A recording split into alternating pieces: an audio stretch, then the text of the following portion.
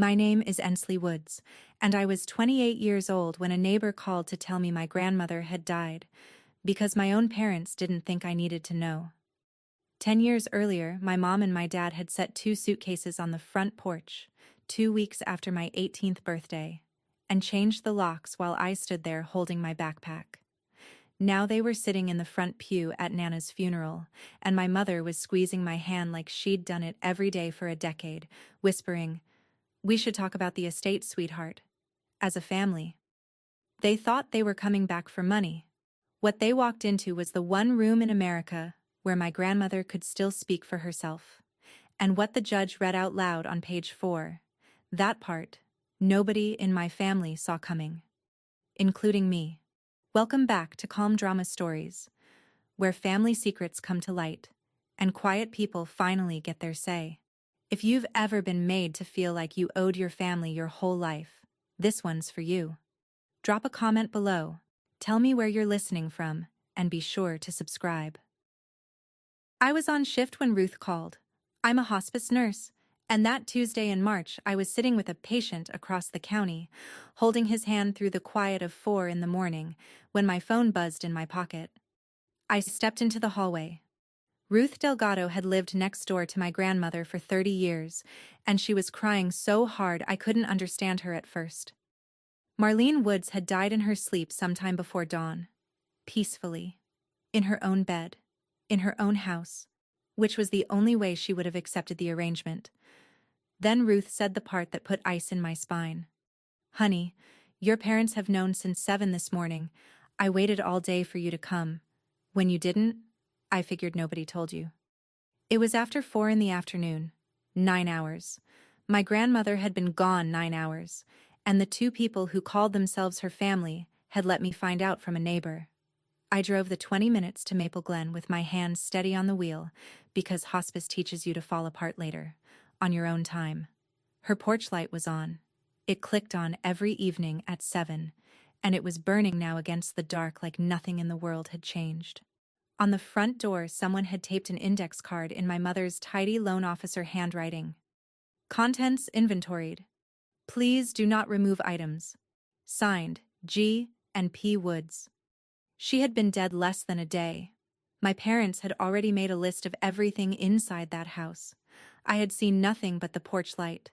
I stood on that porch a long time, and I remembered the last time I'd stood there with suitcases at my feet. You have to know what kind of house I grew up in. In my mother's kitchen, taped to the refrigerator where other families put crayon drawings, there was an invoice. She started it the month I turned 16. Room and board, $150 a month, itemized in blue ink, with a running balance at the bottom. My mother had been a loan officer for 20 years, and she ran our family the way she ran her desk. Birthday gifts came with reminders.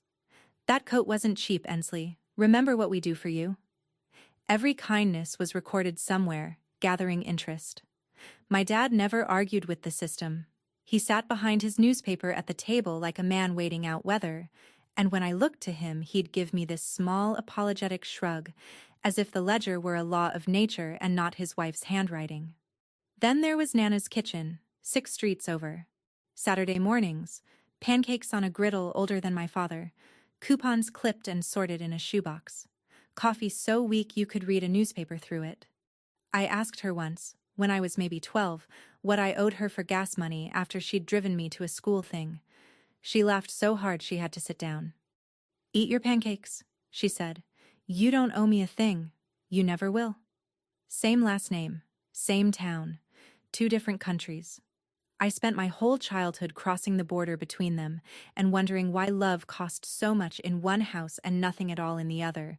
I didn't have the word for it then.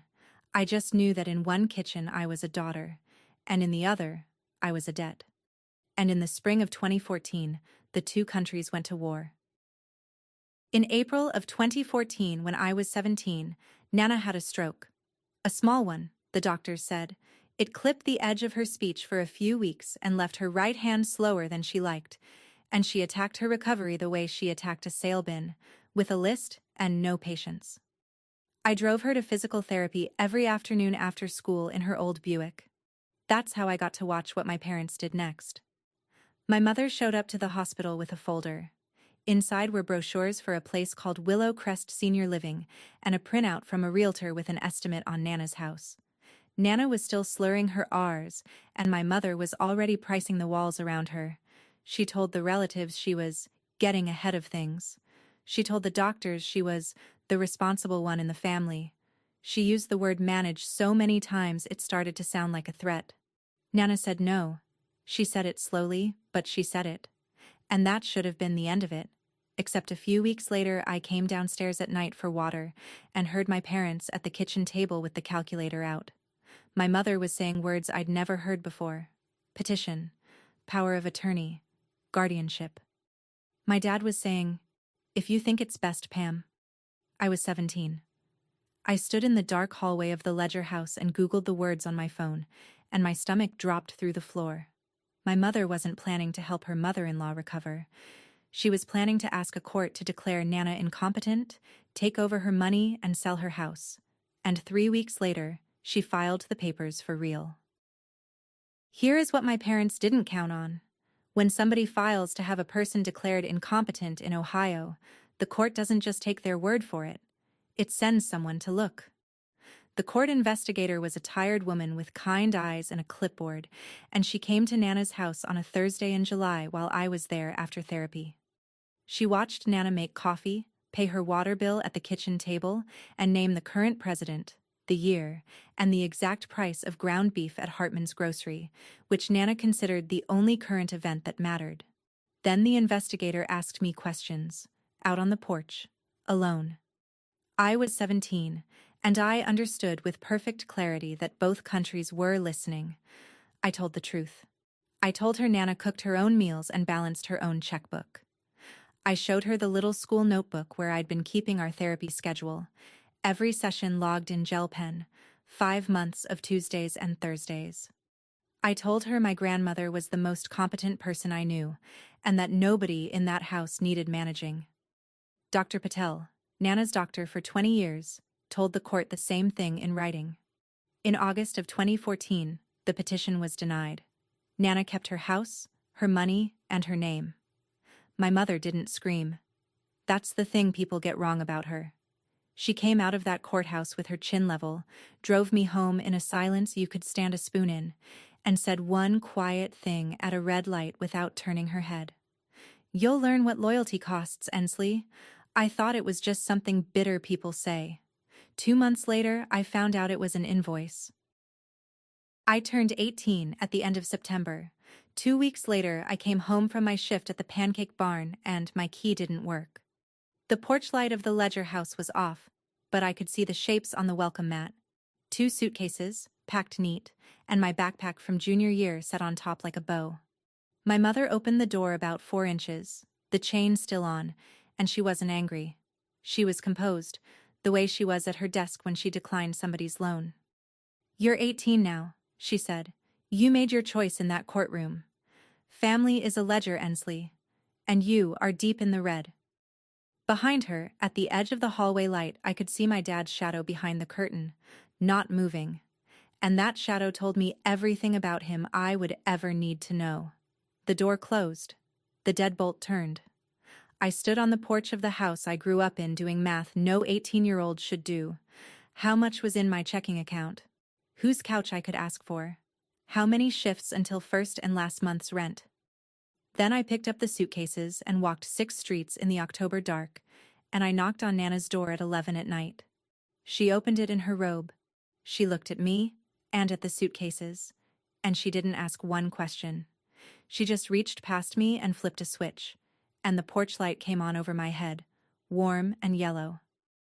"Love doesn't keep books, honey," she said. "It keeps a light on." From that night forward, for the rest of her life, that light burned every single evening, so I'd always know which house was mine. I want to tell you the next 10 years were a training montage. Mostly they were just long. I lived in Nana's spare room for a year, then a studio apartment above the hardware store. I waited tables and I took out loans and I put myself through nursing school, and I am proud of that. But I won't pretend it was clean. In November of 2015, when I was 19, I broke. It had been 13 months of double shifts and silence from two people whose voices I still heard in my sleep, and one night my hands wouldn't stop shaking and my thoughts turned into a drain I was circling. I drove myself to the county hospital and I signed myself in. 72 hours in the behavioral health unit. I signed myself in alone, and 3 days later I signed myself out alone, and I told exactly one living soul, which was nobody. Not even Nana. I came out of that building with a rule carved somewhere permanent. Need nothing. Owe nothing.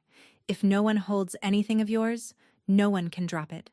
It felt like strength for 10 years. Remember that rule, because it comes back later, in a courtroom, in the worst way. The years stacked up. I got my nursing license at 22 and found my way to hospice work, which sounds grim to people who've never done it and sacred to everyone who has. Sunday mornings belonged to Nana's kitchen, pancakes and weak coffee, and her reading the obituaries out loud like box scores. 10 good years. Then, in the fall of 2024, Nana started making appointments she wouldn't explain.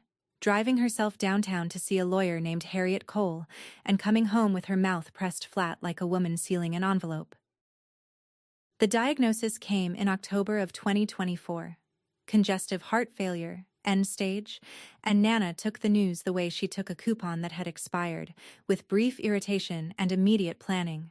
She chose hospice at home.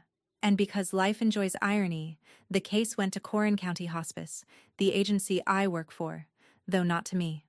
I want to be precise here, because it matters later. I was never her nurse. Her nurse was a colleague named Dana, who managed her medications and her chart. I was her granddaughter. I did granddaughter things. I cooked, I sat, I drove, I lost at gin rummy on purpose, and got caught doing it. The green kitchen table filled up on a rotation Nana didn't organize but absolutely commanded. Ruth, from next door. Carmen Fairfield, who owned the diner and brought pie with opinions attached. Half the gray-haired women in Maple Glen came through that kitchen like it was a chapel with better snacks. And twice more that winter, Nana had Harriet Cole over, and the two of them shut the door to the dining room for an hour. When I asked, she waved her hand. Paperwork, honey. Old women and paperwork. But one night in February, near the end, she was sitting up against her pillows looking small in a way I hated, and she took my wrist with more grip than she had any business having. When they come smiling, she said, you let Harriet do the talking first, promise me. I said, when who comes smiling, Nana? She just looked at me, steady, the way she'd looked at that court investigator a decade before. Promise me, she said. So I promised. 3 weeks later she was gone, and I was standing on her porch reading an index card taped to her door. My parents ran the funeral like a campaign event. My mother wore the correct black and cried at the correct volume, dabbing under her eyes to protect her makeup. My dad stood at the church door shaking every hand in Maple Glen, accepting condolences for a woman he'd tried to have declared incompetent, and I watched people who didn't know any better squeeze his shoulder. I sat with Ruth and Carmen. I'd been up all night with a patient and I was running on hospice autopilot, which is the only reason I didn't flinch when my mother materialized beside me at the casket. 10 years of silence, and she slid her arm through mine like we did this every Sunday. Her perfume hadn't changed. She looks peaceful, my mother said, and then, in the same breath with the casket 18 inches away, we should talk about the estate, sweetheart. As a family. As a family. I hadn't been family since an October night in 2014, but Nana's money didn't know that yet, as far as my mother was concerned. Across the aisle, my cousin Kayla, 26 now, gave me a little wave and then looked quickly at her phone, and I clocked that too. Hospice teaches you who's crying for the dying and who's crying for the furniture. I said nothing. I'd made a promise about exactly this moment, even if I didn't understand it yet. And 2 days later, the letter came. Cream envelope. Law Office of Harriet Cole. Addressed to me, with copies noted to Gregory and Pamela Woods. All interested parties were invited to attend the reading of the estate plan of Marlene Woods, Thursday, at 10 in the morning. My phone rang within the hour. My mother, warm as fresh bread. We'll pick you up, sweetheart. We should walk in together. I drove myself. Harriet Cole's office had law books and a coffee machine older than me, and Harriet herself turned out to be 66 years old, with reading glasses on a chain, and the general climate of a woman who had never once been talked over successfully. My parents arrived in their church clothes. My mother had brought a leather folio, and it sat on her lap the whole time. Prepared. Harriet read without theater. The estate of Ensley Woods, held in the Ensley Woods Revocable Trust, consisted of the house on Sycamore Street, appraised at $475,000, the commercial building downtown that used to be her fabric shop, the Spool and Thimble, leased now, valued at $610,000, investment accounts totaling $2,290,000, built out of 40 years of fabric and index funds, and the deep patience of a woman who thought paying retail was a moral failure. Cash and personal property, $125,000, $3.5 million, and every dollar of it, the house, the building, the accounts, all of it, to her granddaughter Ensley Woods, sole beneficiary. To her son Gregory and his wife Pamela, $10,000 each, quote, with my thanks for the lesson they taught me in 2014, unquote. The room went so quiet I could hear the coffee machine. I sat there with my ears ringing, and I watched my mother, because 10 years of missing someone teaches you to watch them. She didn't flinch. She smiled. She reached over, took my hand in both of hers and said, warm as a heating pad, "Oh, sweetheart, what a responsibility for you. Of course, we'll manage it for you." Like the money had been left to them with an errand attached. I took my hand back, gently, and said, "No, thank you." And my mother kept smiling as she gathered her coat. And that smile scared me more than the note on the door had. It was the smile of a woman with a plan. The first move wasn't a lawyer. The first move was casserole diplomacy. My mother called that Sunday, and her voice had a register I'd never heard aimed at me, soft, unhurried, almost shy. She wanted to have me over for dinner. "No business, Ensley, no estate talk, just family. I've missed you." I want to be honest with you about what happened inside my chest when she said that, because I think some of you already know. I was 28 years old. I owned scrubs older than my relationship with my parents, and some animal part of me, some 18-year-old still standing on a dark porch doing math, sat up at the sound of my mother's voice saying, "I've missed you," the way a dog sits up at keys in the door. I knew what this was. Let me be clear that I knew. I had watched this woman price a stroke victim's house from the visitor chair of the hospital. People ask, afterward, why would you even go? Here's the answer. And it's the truest thing in this whole story. You can know exactly what someone is, and still be starving for them. Estrangement doesn't kill the hunger. It just teaches you to eat around it. So I said yes. I told myself I was doing reconnaissance.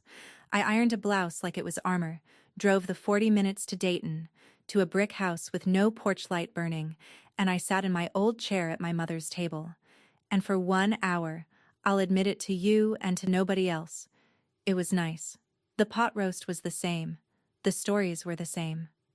My dad laughed at my jokes. And then the dessert plates came out, and next to my slice of pie, my mother set down a plastic-bound folder. The cover page said Woods Family Wealth Management Plan in the font of a bank brochure. My mother had built a PowerPoint of my inheritance.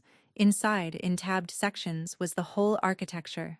A family LLC to hold the house, the building, the accounts. Managing members, Gregory and Pamela Woods. A monthly allowance for me, the word allowance, in print, aimed at a 28-year-old woman who ran night shifts alone with dying strangers. Page 6 had a signature line with a little plastic arrow stuck on, pointing where I was supposed to sign my grandmother's life over to the 2 people she had specifically walled out of it. My dad studied his pie, that shadow behind the curtain again, just better lit. My mother talked the whole time in her loan officer voice, reasonable, warm, terms like fiduciary responsibility and protecting the assets, and "You're so busy with your work, honey." I let her finish.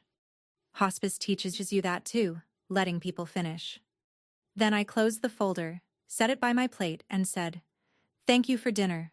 The pot roast was perfect. I'm not signing this. The temperature in that dining room dropped 10 degrees in 1 second.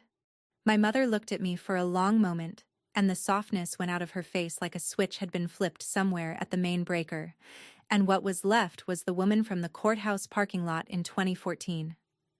"We tried the nice way," she said. I picked up my purse and let myself out past the dark porch. If you've ever sat at a table where love came with paperwork, tell me in the comments what you did, because I read every one of them. And stay with me, because that night I made an enemy on purpose for the first time in my life, and you're about to see exactly what it cost them. If you're new here, subscribe. This is the part where it stops being polite. 3 weeks later, a man in a golf shirt walked up to the nurse's station at the hospice office, asked if I was Ensley Woods, and handed me a manila envelope in front of 2 co-workers and a grieving family. "You've been served. Have a good one." I read it in my car. In the probate court of Coran County, Ohio. Gregory Woods and Pamela Woods, petitioners, contesting the last will and trust of Marlene Woods. And the grounds made my hands go cold on the steering wheel. Undue influence by a caregiver, lack of testamentary capacity. 11 pages of lawyer language arranging my whole life into a crime. The dutiful granddaughter recast as a professional who had isolated a dying woman, alienated her from her loving son, and steered $3.5 million into her own pocket. They wanted the trust thrown out. They wanted the estate distributed as if no will existed, which in Ohio would hand a son his mother's fortune. And buried in the motions was the tell, the sentence with my mother's fingerprints on it. Petitioners further request the court appoint them interim managers of the estate during these proceedings. Manage it for you. She'd found a way to say it in legal stationery. Until it was sorted out, everything froze. The accounts, the house, all of it locked, while the court decided whether my grandmother had been of sound mind, a question Nana would have found hilarious and then filed somewhere for revenge. Harriet called me that evening. Her voice was level in a way I'd learned to lean on. "They have every legal right to file this," she said. "That's the ugly beauty of the law, Ensley. Any fool can knock on the courthouse door. Now come to my office. Your grandmother left some instructions about this exact knock." Before I could get to Harriet's office, the family phone tree got to work. You have to understand how a smear moves through a small county. It doesn't march. It seeps. My aunt in Columbus heard I had gotten myself written into the will. A great-uncle heard I'd been medicating Marlene at the end. You know, she was a nurse. By Friday, a woman at Hartman's grocery looked at me too long over the cart corral, and I knew my mother's version of me had beaten me to the checkout line. Then Kayla texted. My cousin, the one I'd taught to parallel park, the one whose prom dress Nana hemmed for free. "Hey, I just think you should do the right thing and share. They're your parents. Aunt Pam says you'll be hearing from the lawyers anyway," Aunt Pam says. I stared at that text for a long time, and I typed a reply and deleted it, twice, and then I put the phone face down, and when I picked it back up an hour later, I'd been blocked. Allie, removed from the board. That one cost me something real, and I want it on the record that it cost her more, eventually. Though not in money. There's no coupon for being on the wrong side when it counted. That Sunday I was sitting in my apartment above the hardware store with the lights off, phone face down, when someone knocked. Ruth Delgado stood in my hallway holding a pot of chicken soup with both hands like it was a casserole-shaped weapon, and her eyes were dry and furious. "You're not answering your phone," she said, pushing past me to the stove. "So I'll say it here. Marlene told us this would happen. All of it, honey. Every move they're making," she called it. "Us," she said. "Marlene told us."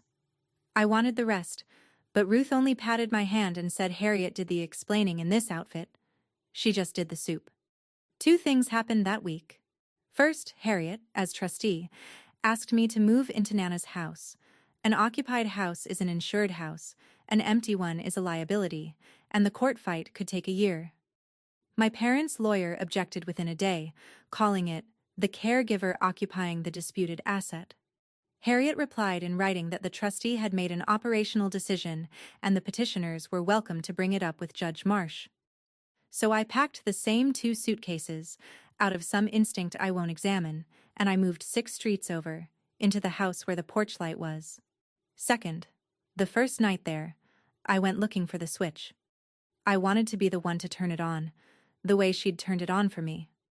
I traced the wire from the porch fixture down into the hall closet, and there, screwed to the wall above the fuse box, was a little mechanical timer, beige plastic, older than me, its dial notched at 7 in the evening. She hadn't been flipping that switch by hand all those years. She'd bought a machine to make me a promise, back in October of 2014, and that machine had kept it every single evening for more than 10 years, through storms and Christmases and her own dying, and it was keeping it still. Click. 7 o'clock. Light on, whether the woman who said it was alive or not.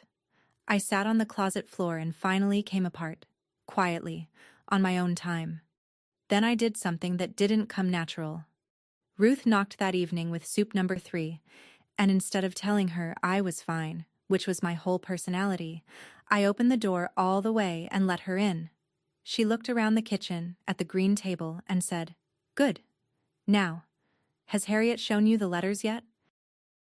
Harriet spread the file across her conference table the next morning like a surgeon laying out instruments. "Your grandmother," she said, "did not guess. She remembered." And then she walked me through the fortress Ensley Woods had spent 10 years building. The trust was created in March of 2015, 5 months after my parents put my suitcases on the porch. She'd sat in this same office, 72 years old, furious in her Sunday coat, and said she'd just watched what her son would do for money, and she intended to make it useless to him. Every few years she came back and tightened a bolt. The final amendment, January of 2024, 9 months before any diagnosis, before any hospice, back when she was still hauling her own mulch. Attached to it, 2 letters from 2 different doctors, Dr. Patel and an internist in Dayton she'd booked herself. Each one examining her the same week she signed, each one certifying her memory, her judgment, and in Dr. Patel's dry phrasing, a degree of financial acumen exceeding my own. Harriet had met with her alone each time. No family in the building, standard protocol done to the letter, every meeting logged. Do you see it? Capacity, documented twice, independently, dated. Influence? Impossible. I hadn't even known the trust existed. My grandmother had built her paperwork like a woman who'd been ambushed once and never intended to be ambushed again, and every bolt she tightened was aimed at one future Thursday in a courtroom. "There's more," Harriet said, closing the folder, and for the first time I saw something like anticipation cross her face. "There's a page I'm not permitted to show you before the hearing, Marlene's orders." She wrote them down. I said, "Her orders say you can't show me?" Harriet almost smiled. "Her orders say Judge Marsh gets to read it first, out loud." She was very specific about the out loud. "In August they deposed me. If you've never been deposed, it's a conference room with a court reporter, a camera, and a lawyer paid to unstitch you politely. My parents' attorney was a man named Barrett Voss, 50-something, silver glasses, the bedside manner of a paper cut. For 2 hours he asked reasonable questions in a reasonable voice. My shifts, my access to Nana's house, whether I'd ever driven her to the bank, cooked her meals, been alone with her. All the ordinary mechanics of loving somebody old, replayed slow so they'd look like grooming. Was I present when medications were administered? Did I benefit from her isolation? Then, without any change in tone, like he was asking about the weather, Voss slid the knife in.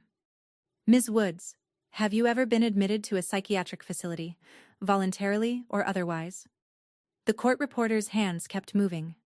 The camera kept its red eye on me. 10 years I'd kept that November locked in a drawer no one knew existed, and this man had a copy of the key in a folder, which meant my parents had gone digging through my worst night and handed it to him like ammunition, which is exactly what it was. The how of it turned out to be stupidly simple. At 19, I was still listed on my father's health insurance, and the statements go to the policyholder. They had known for 10 years. They had known, and said nothing, and saved it. I heard my lawyer object to relevance. I heard myself answer anyway, level, The voice I use at 4 in the morning with frightened patience. Yes. In 2015. For 3 days. I checked myself in, and I checked myself out. Voss made a small note, pleased, and quoted my mother without knowing it.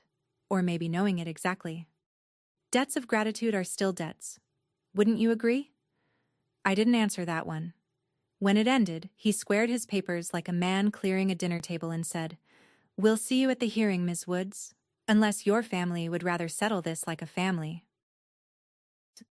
In the parking garage, my hands finally shook. 2 weeks after the deposition, my supervisor called me in before my shift and couldn't look at me. An anonymous complaint had been filed with the Ohio Board of Nursing. Elder financial abuse by a hospice professional. Anonymous, but it cited the probate case number so we can retire the mystery of authorship. And here's the part people don't understand about licensed work. It doesn't matter how absurd the complaint is. The board has to investigate.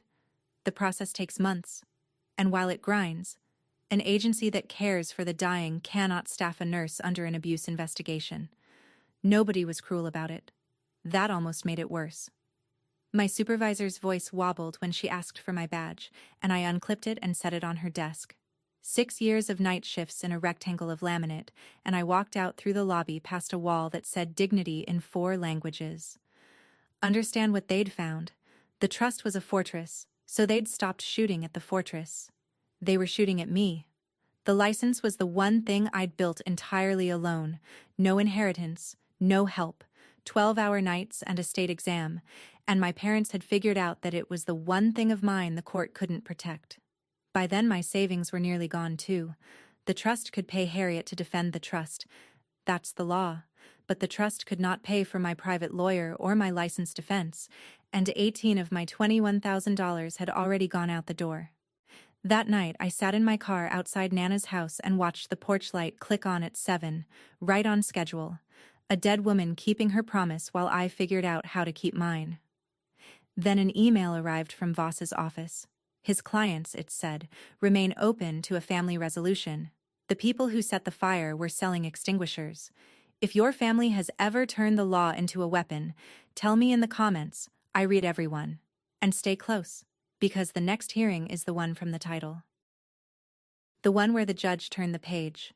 Subscribe, so you don't miss what was on it. The preliminary hearing was in October, in a small oak-paneled courtroom in the Corrin County Courthouse, Judge Ellen Marsh presiding, a woman about 60 with the patience of a person who has heard every version of every family.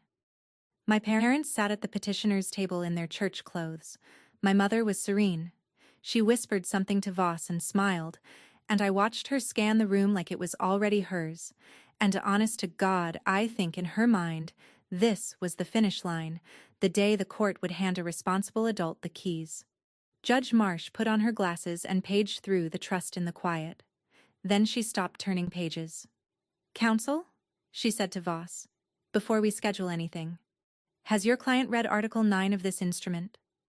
And she read it out loud, into the record, in a courtroom voice that carried to the last row. Article 9. If any beneficiary of this trust contests its validity or seeks control of its assets through legal proceedings, that beneficiary forfeits any and all interest granted herein. The $10,000 bequests to Gregory and Pamela Woods, conditional. Contest the trust, and the gift evaporates. My mother's smile held because 10,000 meant nothing against 3.5 million. But the judge wasn't finished. "There is an attached statement of intent," she said, "executed and notarized January of 2024. The testator requests it be read aloud in open court in the event of any challenge." She turned the page. To the court, from Marlene Woods. In 2014, my son Gregory and his wife Pamela petitioned to have me declared incompetent so they could manage my affairs. The court said no. I have spent 10 years making sure the answer stays no. If they are in your courtroom now, they have come after my death, smiling, offering to manage what I left behind. I ask you to read this page to them so they understand that I am, one final time, ahead of them. The silence was total. And I watched it happen, the thing from the title.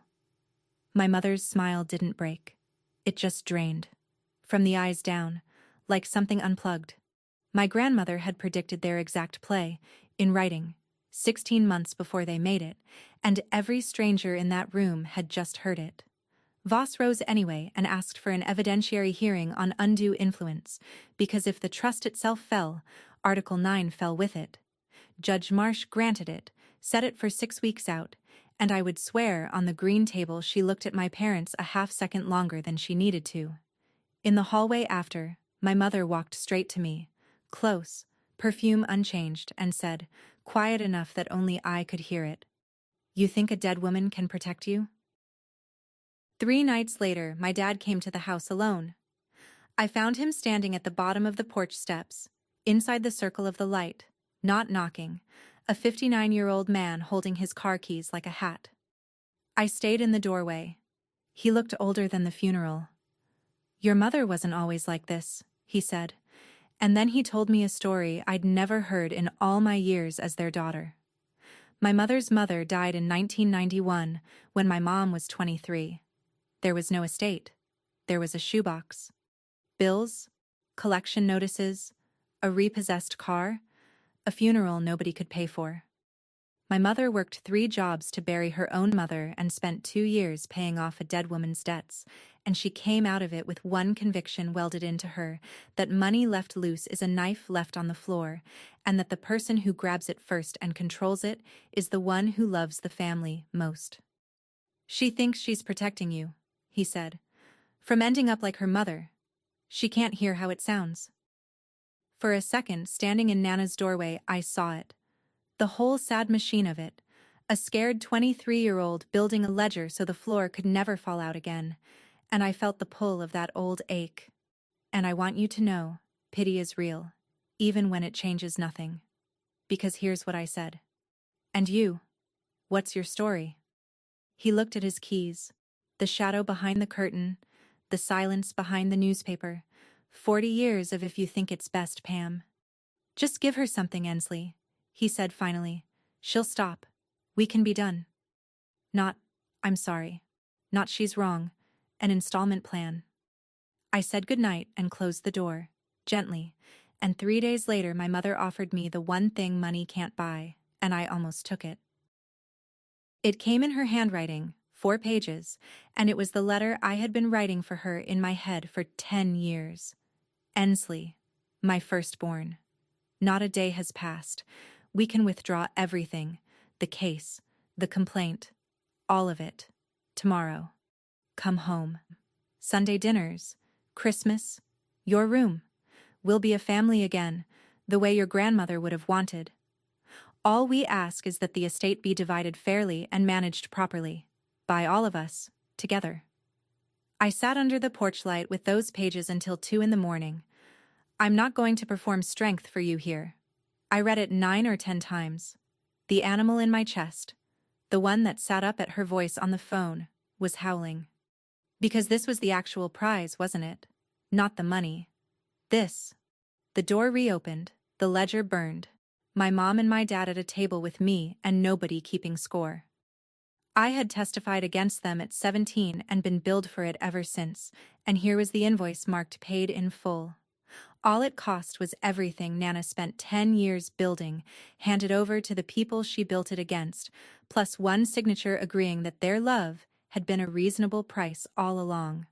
Toward dawn I understood the letter was the deposition again, in softer font. My mother wrote to me that night, but the phrase "managed properly" did the answering. She came the next morning for her answer, and I met her on the porch, under the dead light, and I kept my voice as low as hers had ever been. "You can't buy back what you threw away, Mom, and I'm done paying interest on being your daughter." Something in her face closed like a bank at 5. She walked to her car, and from the open door she gave me one last look. "Then you'll lose the license too," she said. And that was the last conversation my mother and I ever had as mother and daughter. The formal offer arrived the following week on Voss letterhead, and it was elegant the way a trap is elegant. $700,000, styled as a family settlement, in exchange for full withdrawal of the will contest. And one paragraph lower, the sentence that had been aimed at me all along. It has been our clients' experience that licensing matters tend to resolve themselves when families reconcile. Translation: pay us and the board complaint evaporates. Fight us and it doesn't. And if I fought, Voss noted, almost apologetically, my medical history from November 2015 would be subpoenaed and examined in open court, in a county where the newspaper still prints probate news between the football scores. Understand the math I was staring at. 700,000 was 20%, and Harriet believed we would win, but believed is a lawyer's word, and meanwhile the board investigation would grind on for a year or more with my badge in a drawer. My savings were down to $3,000, and the price of winning was standing in front of my hometown while a lawyer read my psychiatric records out loud. My own attorney, the one I was paying with money I didn't have, told me plainly that taking the deal was the rational move. You'd keep 80% and your privacy. I've seen people pay more for less. Even the math of surrender was reasonable. That's what a good trap looks like. Harriet was quiet for a long time when I asked her. The trust can survive a trial, she said finally. That was built. The question, Ensley, is whether you want to. Nobody gets to grade you on that answer. They sent a draft agreement with a signature line and a little plastic arrow, my mother's arrow, pointing at where I was supposed to end it. And I sat at the green table that night, and I picked up the pen. I had the agreement flat on the green table, pen uncapped, and I want to be honest, I had decided to sign it, 20% to make it stop. People pay more for less. My hand was actually moving when the knock came, and it was Ruth, with Carmen behind her holding a pie like a second opinion. They didn't ask what the papers were. Gray-haired women don't have to. They sat down at the table where they'd sat all winter, and Ruth put her hand flat on the pages, not grabbing, just resting, like you'd rest a hand on a casket. Let me tell you what I watched for 10 years, she said. Every evening, 7 o'clock, that porch light came on. Rain, snow, the night of her diagnosis, the night she died. I used to check it from my kitchen window like a lighthouse. One time I asked her why she didn't just leave it burning all day, and Marlene said, because then it wouldn't mean anything, Ruthie. It has to be a choice. It has to cost a little, every single day, or it's not a promise. It's just a bulb. Carmen cut the pie without asking. She wasn't leaving you money, honey, Ruth said.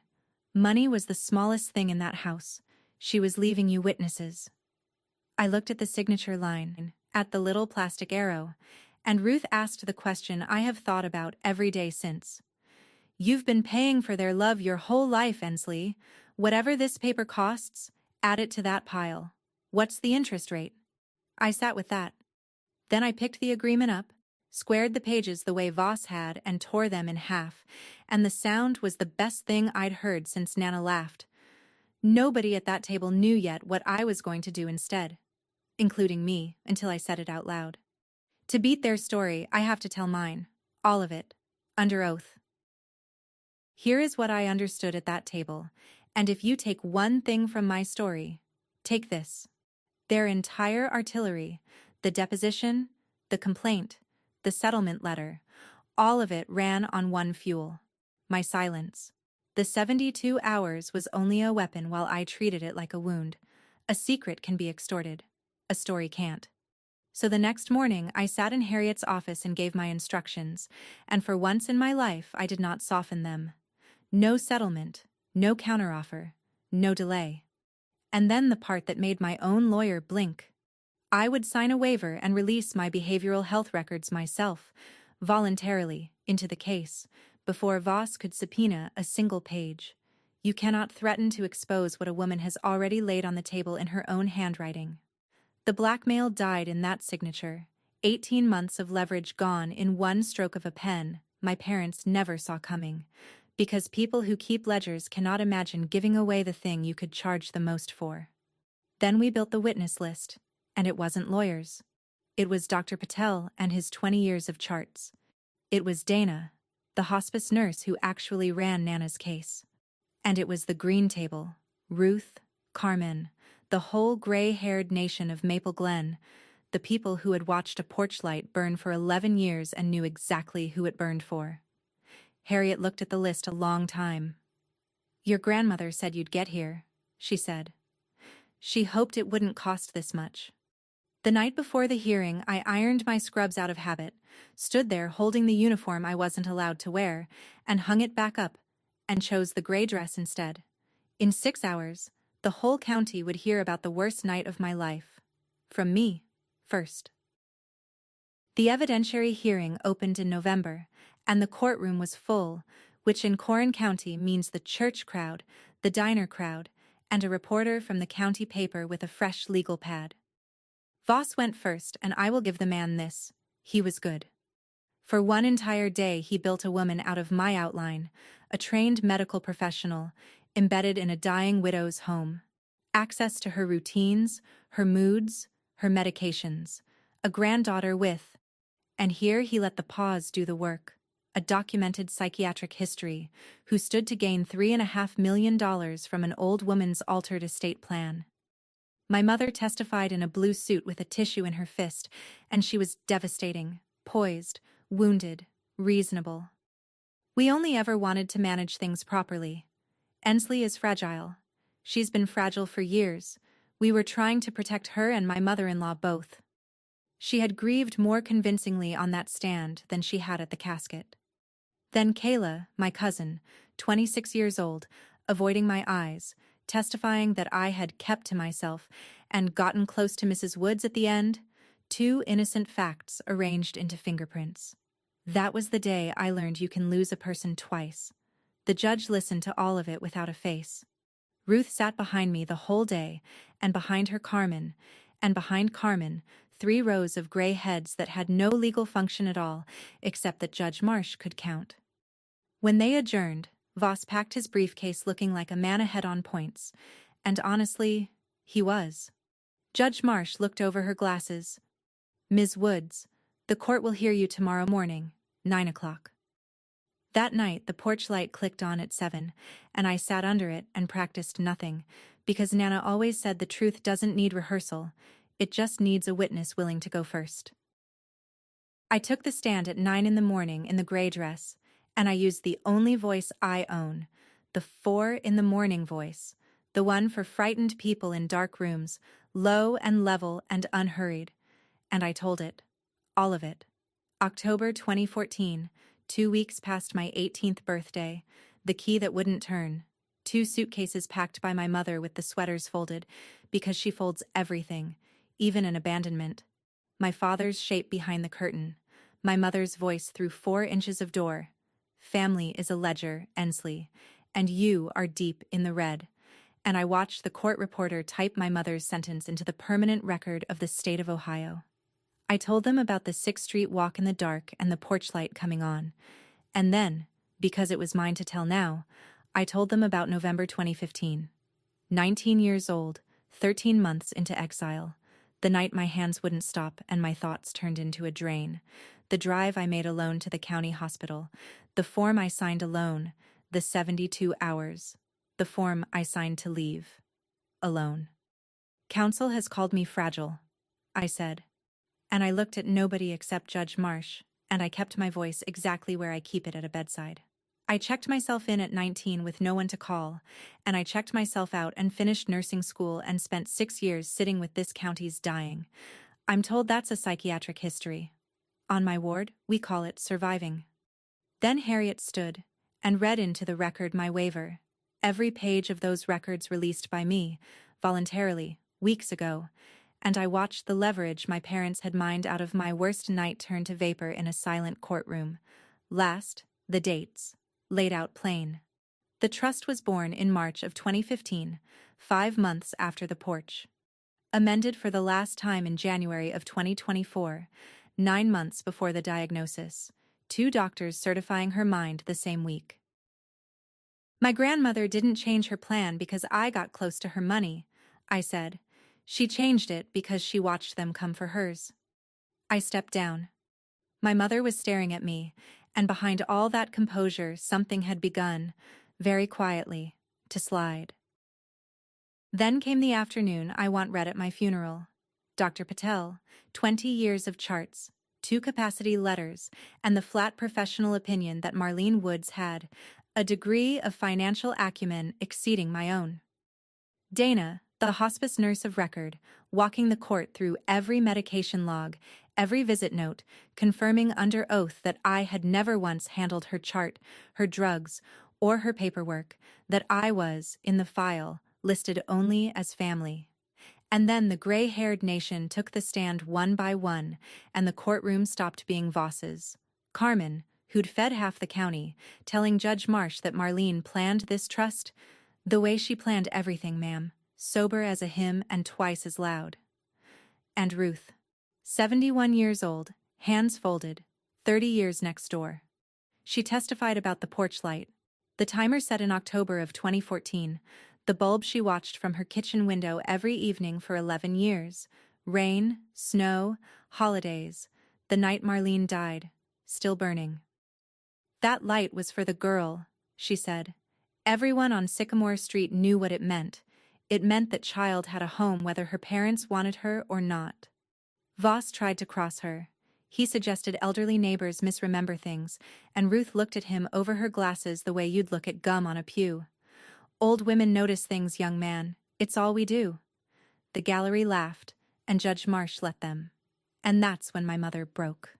Not a scream at first, a correction. She stood up at the petitioner's table over Voss's hand on her arm, because a courtroom full of people were smiling at a version of the family where she was the villain, and my mother had never once lost control of a narrative in her life. We fed her for 18 years, she said, too loud for the room. You don't get to walk away from a debt like that. Family is a ledger. It is. And there it was. 50 strangers, a court reporter. And a judge heard my mother state the household religion out loud, in her own voice, the exact sentence from the porch, and no one had extracted it from her. She'd offered it. Judge Marsh gavelled a 30-minute recess. When she came back, she had the trust in one hand and a ruling in the other. Judge Marsh read from the bench, and she did not hurry. The petition to invalidate the trust of Ensley Woods, denied, with prejudice. On capacity, the court found 2 independent contemporaneous medical certifications and the testimony of a treating physician of 20 years, against 0 medical evidence from the petitioners. On undue influence, the court found, and I'm quoting the words that mattered to me, no evidence whatsoever that the beneficiary influenced this estate plan, and abundant evidence that the plan was a response, of many years' standing, to the petitioner's own prior conduct. The trust stood. Every bolt Nana tightened, held. Then Article 9. The court found the contest had been brought without probable cause, which under the clause meant the conditional bequests were forfeit. My parents had sued for $3.5 million, and the arithmetic of their ambition came due at 0, minus the $10,000 each my grandmother had left them as bait, minus their own legal fees, and the court noted for the record it would entertain the trustees' motion to recover fees from the petitioners. My mother took the sound of all this the way you take a diagnosis. My father took it looking at his keys. Outside, in the hallway, by the tall windows, she crossed to me one last time. Up close, her composure had cracks in it now. Fine ones. Like a windshield the morning after a cold night. And she said, and I believe it was the truest thing she ever said to me, after everything we gave you. Not sorry, not even angry, really. Just the ledger, open to my page, one final time, and I heard my own voice come out the way it does when I turn off a monitor that's done its work, quiet, and finished. Then consider us settled. I walked past her, through the doors, into the November cold, and I did not look back. And this is the part where I'm supposed to tell you it felt like victory. It felt like a discharge. Somebody I'd been treating my whole life had finally been released. I want to be straight with you about the price, because every win has won, and the videos that skip this part are lying to you. The county paper ran it on page 2. My name, the trust. And one paragraph, sourced from the public record I had opened myself, about a 19-year-old girl and 72 hours in the behavioral health unit. For a week, people at Hartman's looked at me 1 second too long, and I let them. That was the cost of taking the weapon away, and I'd pay it again. But I did pay it. Privacy, once spent, doesn't refund. And there was the other thing. That night, I sat under the porch light and I took out my phone and found the contact that still said Mom and Dad, a habit 10 years dead. I didn't block the number.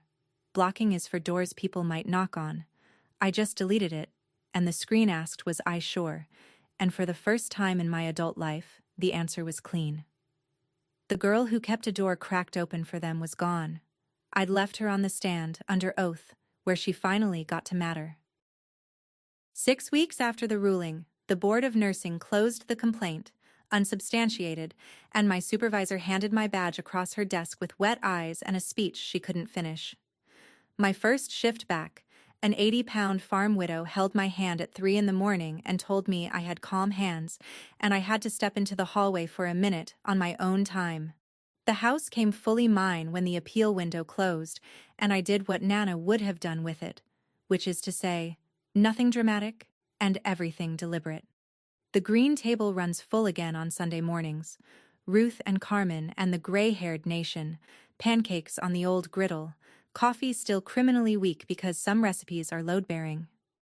The rent from the Spool and Thimble building, $3,800 a month, goes into something Harriet helped me set up called the Marlene Fund. It pays for respite care, a weekend off, a paid aide, a tank of gas, for family caregivers in Coran County, the daughters and granddaughters sleeping in recliners next to hospital beds. No applications longer than 1 page, no payback, ever. House rule. In the spring, 1 envelope came from Dayton, my father's handwriting, alone. Inside was a check for $3,900, which meant nothing until I did the math, and then it meant everything. $150 a month, from 16 to 18. He had refunded the room and board to the dollar with 1 line on a sticky note. I'm sorry. I didn't tear it, and I didn't call. I signed it over to the fund, where it bought 11 exhausted caregivers a weekend of sleep, which is the only interest that debt could ever pay. And in June, Ruth showed up on the porch with a girl named Nadia, 18, a nursing student whose parents had put her things in garbage bags over a boy and a Pell Grant. I heard myself say the rent was $1 a year, and no, she couldn't owe me. House rule. Then I went to the hardware store and had a key cut. And handing it over felt like the entire estate changing hands for the second time, correctly. Tonight, it's late September again, coming up on 12 years since 2 suitcases sat on a porch. Through the kitchen window, I can see Nadia at the green table with her anatomy flashcards, wearing my old sweatshirt, eating pancakes she did not pay for. At 7 exactly, the timer in the hall closet gives its little click, the same click it has given every evening since 2014, and the porch light comes on over Sycamore Street. Here is everything I know, and it fits in 1 sentence. Love doesn't keep books, it keeps a light on. And a light like that, it turns out, can outlive the hand that lit it. That's my story. 2 suitcases on a porch. 1 page a judge read out loud. A porch light that never went out. If somebody turned love into a ledger on you, hear me. You don't owe them your life, and you're allowed to stop paying interest on it. If this found you on a hard night, share it with someone sitting in the dark, and go check on the person who keeps a light on for you. Drop a comment, I read everyone, hit subscribe, and I'll see you in the next one.